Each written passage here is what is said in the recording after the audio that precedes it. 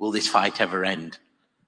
Will this fight ever end? Well, first, Asad, thanks for forcing me to come to Glasgow.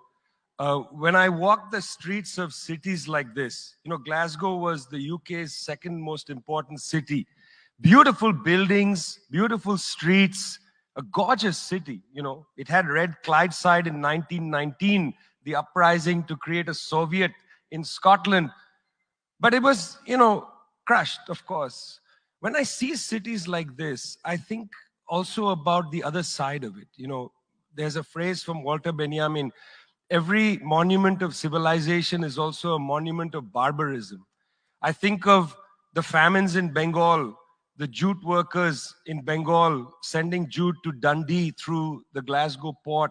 I think of human beings from Africa enslaved and brought from Ghana to the New World, and all those prophets getting sucked into cities like London and Glasgow.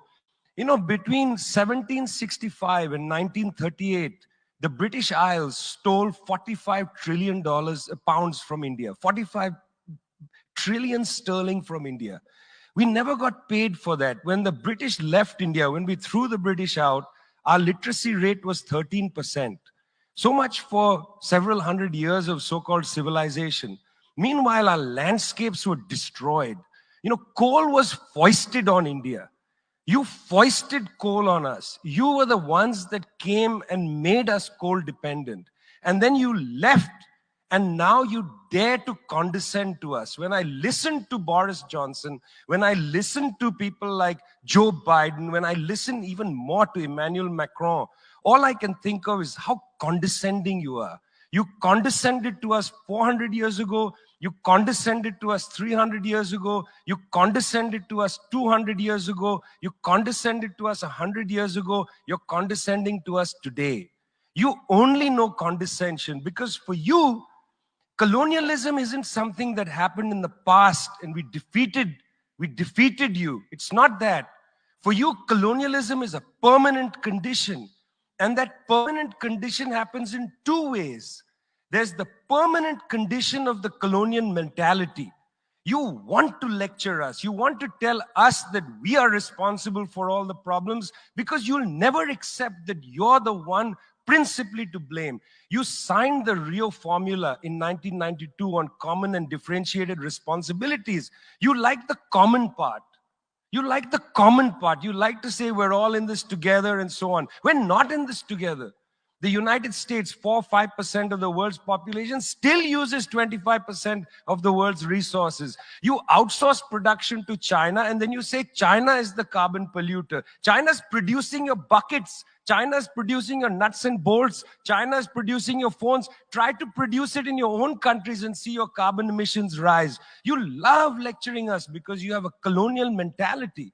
Then there are colonial structures and institutions. You lend us money, and every time you lend us money, which is our money, every time the International Monetary Fund comes to our societies and they tell us, here's the money we are giving you. No, it's our money.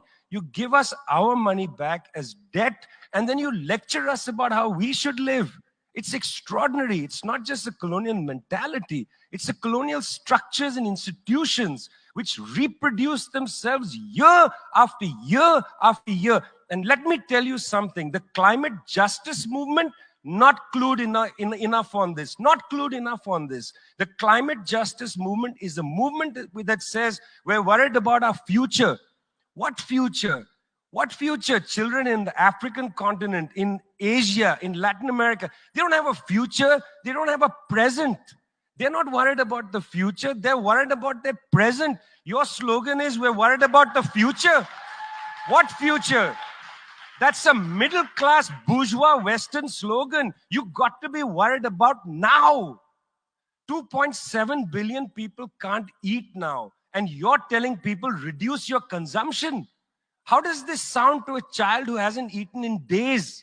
You got to clue into this, guys. You got to clue into this. Otherwise, this movement will have no legs in the third world. No legs.